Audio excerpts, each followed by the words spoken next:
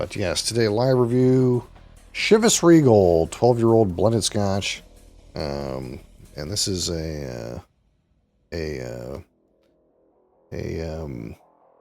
bottle sponsored by our friend Pon TV. He paid for this. I appreciate his contribution. Of course, we'll rate this out of 100. 25 for aroma, 25 for palate, 25 for finish, 10 for texture, and 15 for my personal subjective opinion. Of course, Chivas Regal is a Pernod Ricard product. Of course, Pernod Ricard is a giant megacorp. Makes lots of Scotch and other kinds of alcoholic products. So being a blended Scotch whiskey, it does have some amount of grain whiskey involved. It is not a malt exclusively, but there is some malt involved. Cat is coming. 40% alcohol, 80 proof, chill filtered, color rounded, and this is aged 12 years in a mix of ex-bourbon and ex-sherry. And this is, again, a blend of many different distilleries. It's mostly Strathyla, single malt. But also contains malts from Longmorn, Glenlivet, Altavane, and grain whiskey from Strathclyde. That is the majority of what's blended in here. Adria's on the keyboard, pressing buttons on the keyboard, baby. So we'll pour this and see what we think in this moment. Of course, it is a screw top, so no cork pop today.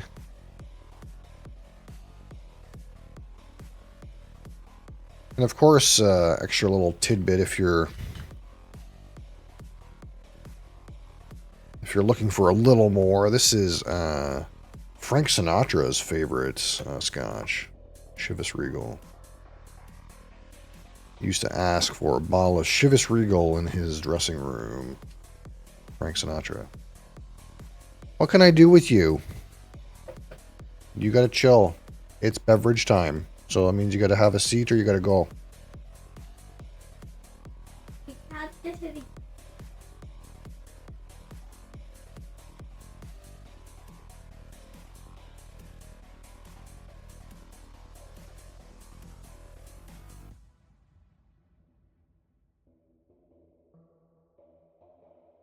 You have a seat?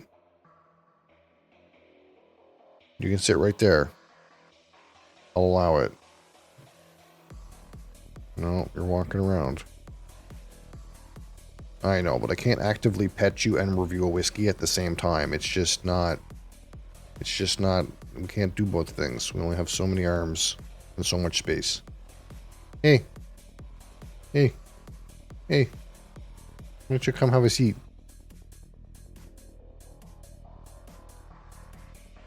Come on.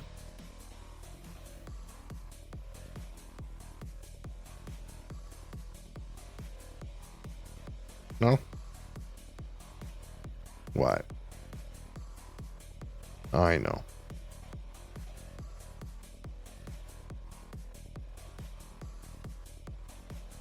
There you go.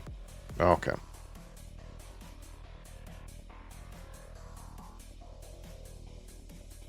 So I guess we're left-handed today. This might prove slightly challenging.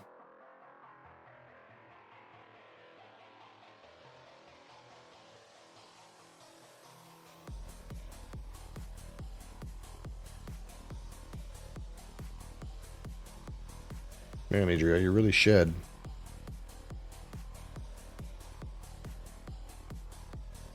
Oh, there's a little bit of like a peach note to this today. Peaches and apples, kind of fresh orchard fruits, right at the outset.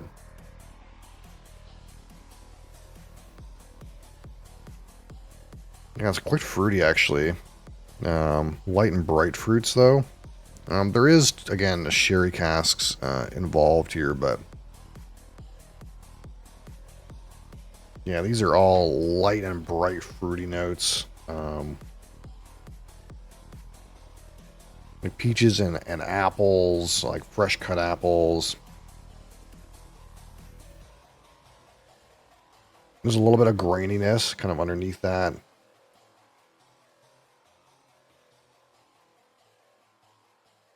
Some sweet kind of like grain sort of note. I'm going to give this a little bit of a swirl back here, but like, man, doing everything left-handed is a challenge. Yeah, but you like making things a little bit challenging, don't you?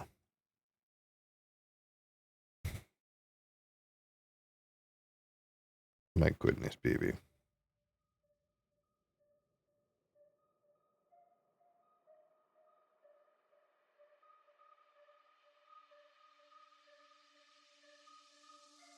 Trying to see if like there's a little bit of a development, maybe something that would indicate like sherry maturation. Mostly just light and bright with a little bit of graininess. And it's bright and shiny. Woo! I bopped the microphone. I'm sorry. I bopped the microphone. I meant to just slide this over here, but I surprised you. Yeah. All right. Chivas Regal 12 on the palette. Slunchva.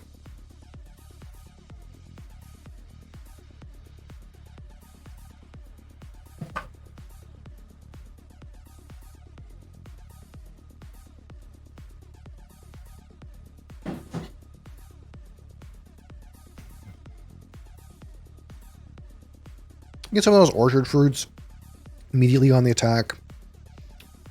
It's followed by some like typical kind of like malty and grainy notes. Into the finish, slight touch of spice. Again, that kind of like grain and malt kind of kick in. Minor amount of barrel at the end of the finish. Finish is like medium minus.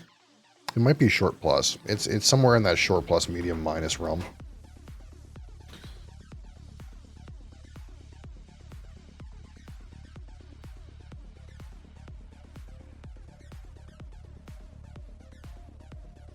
So again, nothing too complicated. Kind of like pretty much straight down home plate blended scotch. A little bit fruity, a little bit malty, really smooth. Very drinkable. Kind of what you would expect.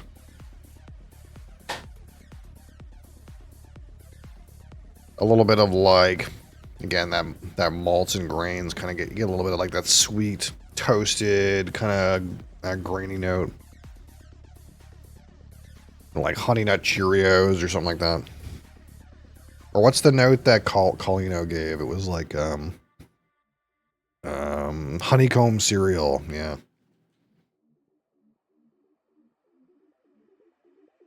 Although it's kind of feeling like a little bit like on the toasted side today. There's not much mention of like a dried fruit raisin sherry cask character. I don't know how much like sherry is in the distribution of the blend, but it doesn't seem like it's enough to really make much of a note. There might be some like dried fruits somewhere in the back of the palate or something like that, but it's like as good as it gets.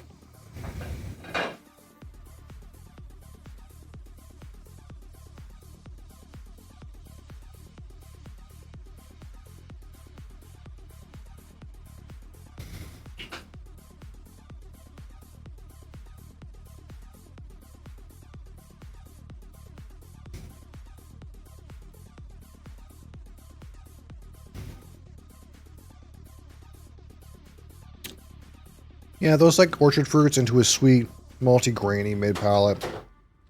And you get some of those like darker kind of spice notes that you could probably attribute to like Oloroso sherry, kind of grow at the back of the palate. And you get some of those same like dark spice notes at the start of the finish. With again some malty character and some barrel kind of wood impact.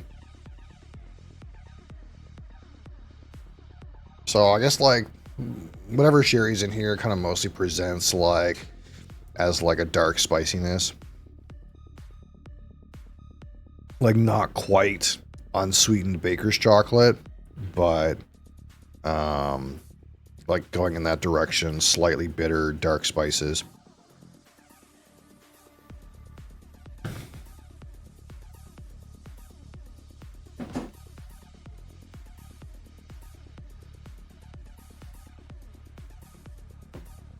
Your cats are fucking weird shit today.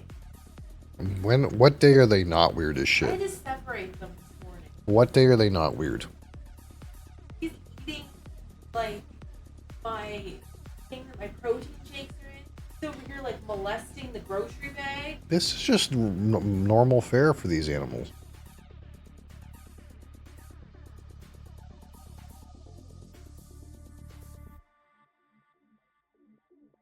What? I think they're my buggers. No, look. One. Go on. You don't need to chew on wires.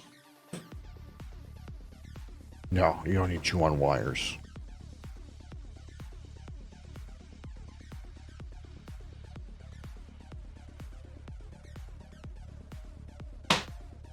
Yep, nothing there.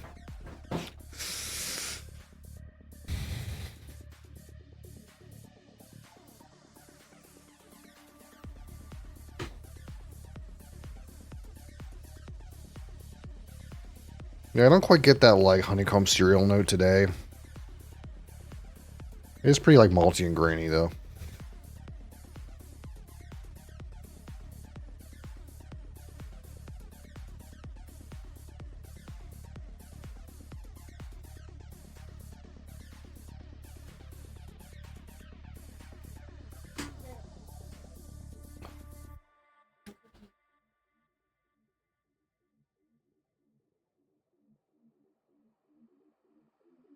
There's a little bit of a, like, a bitterness at the back of the palate, or back of the finish that, like, could be sherry related too.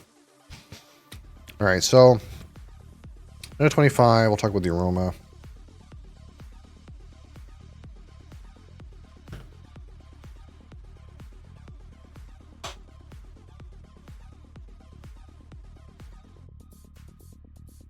Again, that toasted malt, toasted grains. Slightly sweet, but not too sweet. I'm kind of getting a little bit more of that spiciness on the aroma now. Kind of like developed out of that like initial very fruity peach and apple sort of thing going on right at first. Pretty reasonable. Nice transition. Not a bad like strength of aroma despite its proof. You know, 15 is fair.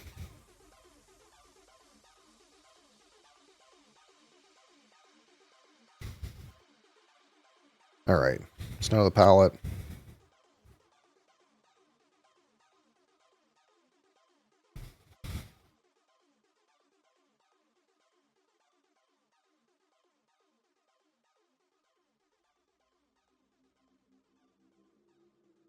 It's a little bit thin. You get the little bit of that fruity character. You get some malts and spice. Nothing super impactful. Standard fare. Call it like 14.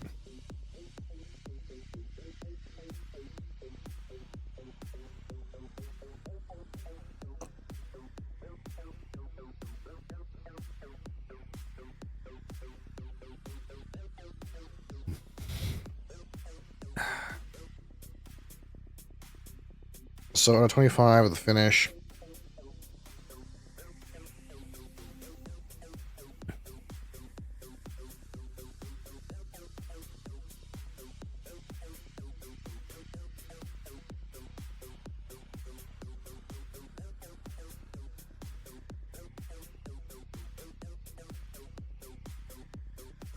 Started off with some of those dark bitter spices. Transition to like a toasted, slightly sweet malt and grain kind of character. And then you end out on a little bit of faint barrel wood. Barely medium length. We'll go with 14.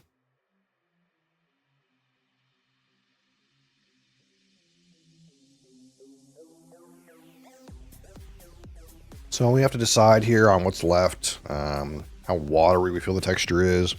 Texture is like pretty thin, which I guess probably would improve its drinkability.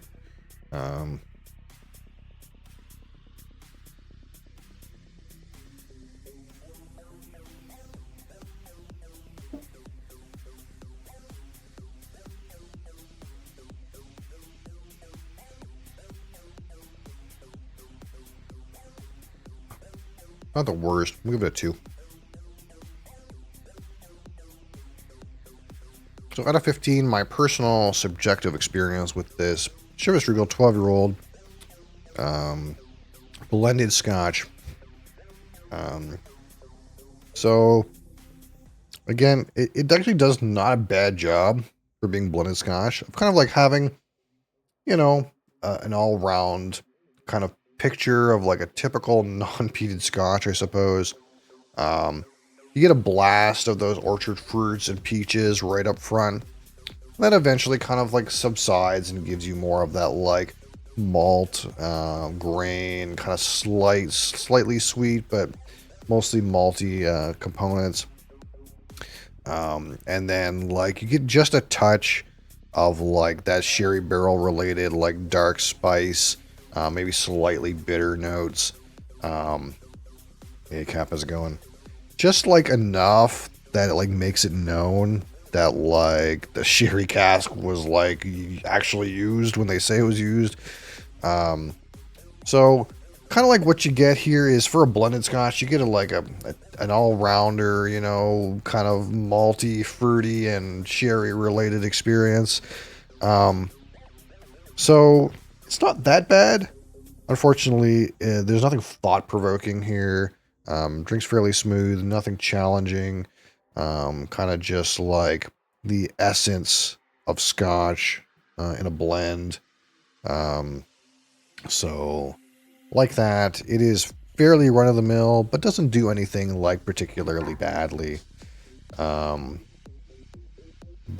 hard for it to stand out. We'll give it a 4 out of 15 in that regard.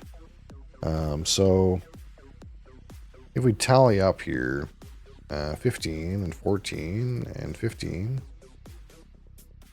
and 2 and 6 is 52. I mean, not bad, you know, 52. 52 is good. It's good.